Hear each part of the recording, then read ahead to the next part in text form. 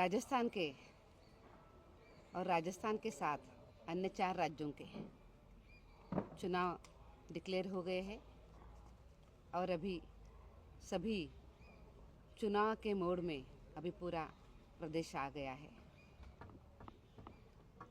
आज राजस्थान में जिस तरीके से कांग्रेस की गहलोत सरकार काम कर रही है, उसी को लेकर यहाँ की जनता बहुत नाराज़ है, त्रस्त भी है। आज राजस्थान महिलाओं के साथ अत्याचार करने वाला ये जो सरकार है, ये उस अत्याचार में, बलात्कार में आज राजस्थान नंबर 1 पे आया है, जो कि अपने राजस्थान का इसके पहले ऐसा कभी इतिहास नहीं था। ये धरती हमेशा महिलाओं का सम्मान करने वाली है, ऐसी ये धरती रही है और है भी। पर आज कानून और सुव्यवस्था न होने के कारण महिलाओं के ऊपर रोज के रोज अत्याचार के मामले बढ़ रहे हैं। रेप के मामले में राजस्थान नंबर 1 पे आया है। इसी तरीके से युवाओं के भविष्य के साथ गहलोत सरकार ने बहुत खिलवाड़ करी है। इतने साल में, 5 साल में एक भी पेपर ठीक से नहीं हो पाया है। पेपर लीक के मामले रोज के रोज सामने आ रहे हैं और युवाओं का भविष्य पूरा अंधकार में हो गया है। वही बात यहाँ के किसानों की है। जब कांग्रेस की सरकार सत्ता पे आई थी, तब उन्होंने कहा था कि किसानों के साथ कर्ज माफ़ी करेंगे, और वो भी 1, 2, 3, 4, 10 गिनने के पहले ये कर्ज माफ़ी पूरी हो जाएगी। पर अभी तक कर्ज माफ़ी कोई नहीं हुई है। किसान हैरान है। तुष्टीकरण की राजनीति बहुत भयंकर है। जिस तरीके से तुष्टीकरण ये सरकार कर रही है, इससे ये साफ है कि ये सरकार वही चाह रही है और उसी के साथ साथ एससी और एसटी के साथ अत्याचार, अन्याय बहुत बढ़ भी गए हैं। और इस तरीके से आज राजस्थान की सभी जनता त्रस्त हो गई है और अभी जनता ने तय भी किया है कि अब इस चुनाव में वो संपूर्ण बहुमत के साथ भारतीय जनता पार्टी के साथ चलेंगे। आपने देखा होगा कि जनता की आवाज़ बनकर हमने जन आक्रोश यात्रा निकाली है। उसी के बाद नहीं सहेगा राजस्थान भी कैंपेन हो गया है और आज भारतीय जनता पार्टी चुनाव लड़ने के लिए संपूर्णतः सज्ज हो गई है। अब आपने देखा भी होगा कि हमारी पहली जो सूची है वो भी जारी हो गई है और बहुत अच्छे तरीके से कार्यकर्ता सभी जिले काम में लग गए हैं। जिस तरीके से देश के यशस्वी प्रधानमंत्री आदरणीय नरेंद्र भाई मोदी जी ने काम किया है, सभी वर्गों के लिए काम किया है, चाहे इस देश का वो गरीब हो, शोषित हो, वंचित हो, महिला हो, युवा हो, एससी एसटी हो या किसान हो या उद्यमी हो, उन सभी के लिए हमने काम किया है। और सबसे बड़ी बात तो ये है कि जो हमने काम किया है वो इरिवर्सिबल डेवलपमेंट है। जो हमने काम किया है, ये काम हमने परमानेंट किया है। चुनाव को ध्यान में रखते हुए रेवड़ियाँ बांटने का काम हमने कभी नहीं किया। आज हम देखते हैं कि जैसे कि हर घर नल से जल है, उसी के साथ साथ घर है, उनके साथ साथ हमने उज्ज्वला योजना का काम किया है। ऐसे अनेक योजनाओं के बारे में मैं बात कर सकती हूँ।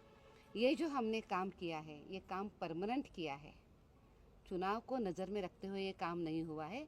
जबकि आज हम ये भी देख रहे हैं कि कांग्रेस की गहलोत सरकार आज यहाँ पे रेवड़ियाँ बांट रही है।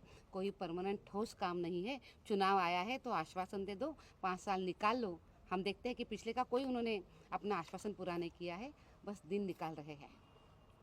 अब ये सरकार जान गई है कि उनको जनता माफ़ नहीं करेगी, उनको चुनकर नहीं देंगी, और इसीलिए अब ये रेवड़ियाँ बांटने का भी काम कर रहे हैं।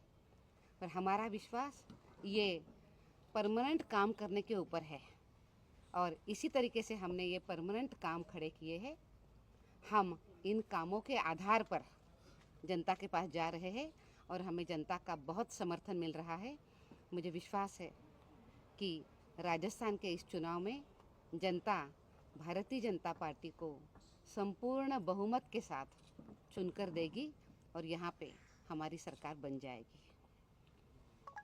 मैडम, पहली सूची जो भारतीय जनता पार्टी की जारी हुई है उसके बाद आपके पार्टी के अंदर बगावती सुर है वो ज़्यादा बढ़ चुके हैं। कई स्थान पे 5-5 साल तक जो कार्यकर्ता काम कर रहे थे उनको विधानसभा में टिकट न देकर सांसदों को वहाँ उतार दिया है।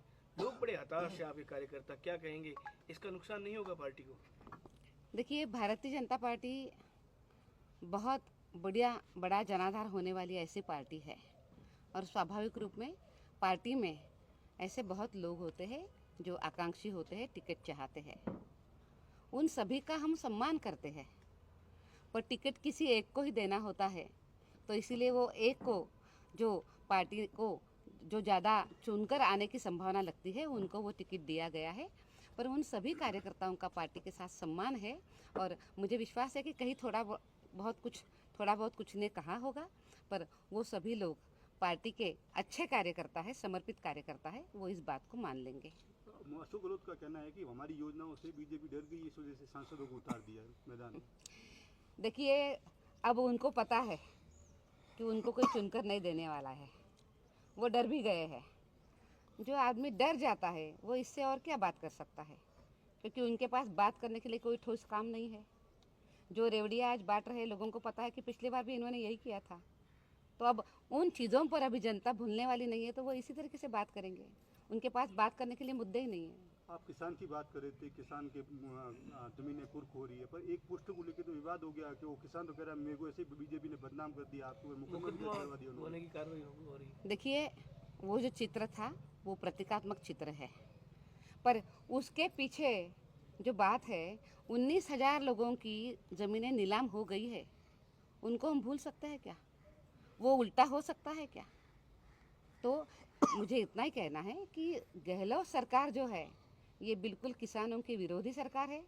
19,000 से भी ज़्यादा लोगों की ज़मीनें कुर्क हो ही गई है, उन्होंने उसकी तरफ ध्यान देना चाहिए। मैडम, डैमेज कंट्रोल कैसे करेंगे? जहाँ जहाँ विरोध हो रहा है, आपके पास में सांचौर में विरोध हो रहा है, कोटपुतली में विरोध शुरू हो गया है, ऐसे किशनगढ़ में विरोध शुरू हो गया है, ऐसे कई जगह है जहाँ पर विरोध शुरू हो गए हैं और कईयों ने तो ये आरोप लगा दिया कि कांग्रेस से आयातित लोगों को टिकट दे दी। अब देखिए कि मैंने जैसे पहले ही कहा था कि भारतीय जनता पार्टी बड़ी पार्टी है और स्वाभाविक रूप में यहाँ पे आकांक्षी भी अनेक संख्या में यहाँ पे है। उन्होंने अपनी दावेदारी करी थी, टिकट भी मांगा था, पर टिकट किसी एक को ही देना होता है, तो जो मांगते हैं स्वाभाविक रूप में थोड़े बहुत उससे उनको दुख तो ज़रूर होता है, आहत होते हैं। पर ये सभी लोग भारतीय जनता पार्टी के निष्ठावान समर्पित कार्यकर्ता है। ये लोग इस बात को भी मानेंगे और सभी काम में आ जाएंगे। हम उनके साथ बात कर रहे हैं और स्वाभाविक रूप में उन्होंने कुछ बोला है, पर भारतीय जनता पार्टी बहुत अच्छे तरीके से एक संघ रूप से काम करेगी, सब लोग मिलकर काम करेंगे। तो बीजेपी को क्या लगता है सांसदों को उतारने से वो सीटें कमजोर थी, किस वजह से सांसदों को उतारने की नौबत आ गई? देखिए, ये नौबत नहीं है, जिन्होंने बहुत अच्छा काम यहाँ पर किया है, हमारे सांसद 2-2 टर्म के सांसद है, बहुत अच्छा काम किया है, इसीलिए वो दूसरी बार भी चुनकर आए हैं। हम और अच्छे तरीके से उनके माध्यम से जनता की सेवा करना चाहते हैं और इसीलिए ये सांसद यहाँ पे आए हैं। हर पार्टी में ये बदलाव होता रहता है, तो उसी तरीके से ये बदलाव है। मैम, सांसद ने अच्छा काम किया होता तो सांचौर में सांसद की गाड़ी पे पत्थर थोड़ी मारते। अभी सुबह सुबह बता रहे हैं एफआईआर दर्ज करवाई देवजी भाई पटेल ने, बीजेपी की जो 2018 के प्रत्याशी है दानाराम, उनके समर्थकों के खिलाफ उनकी गाड़ी पर पत्थर मारे गए, गो बैक के नारे लग रहे हैं। अच्छा ये काम दो किया होता बातें तो ऐसा थोड़ी ना। मैडम, इसके साथ में और जुड़ूंगा, किशनगढ़ में तो ये कहा है कि टिकट खरीदी गई है पैसे देके, और एक बहुत अगर समर्पित कार्यकर्ता होते तो पार्टी पे ये आरोप थोड़ी लगाते। मैंने वही कहा कि कभी कभी ये भी होता है कि उसी समय पे सभी लोग अपेक्षा करते हैं कि उनको टिकट मिल जाए, नहीं मिलता है तो दुखी भी होते हैं, आहत भी होते हैं।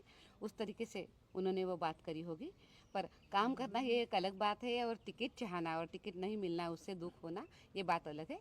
कार्यकर्ता थोड़ा सा दुखी हो गया है, वो संभल जाएगा। पार्टी की ऐसे टिकट कटने पर ये परंपरा रही है कि एडजस्ट उनको किया जाता है, तो उनको भी एडजस्ट किया जाएगा।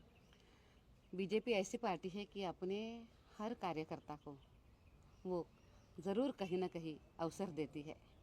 हमारे ये जो कार्यकर्ता है ये सभी अच्छे कार्यकर्ता है, समय समय पे उनको भी अवसर मिलेगा।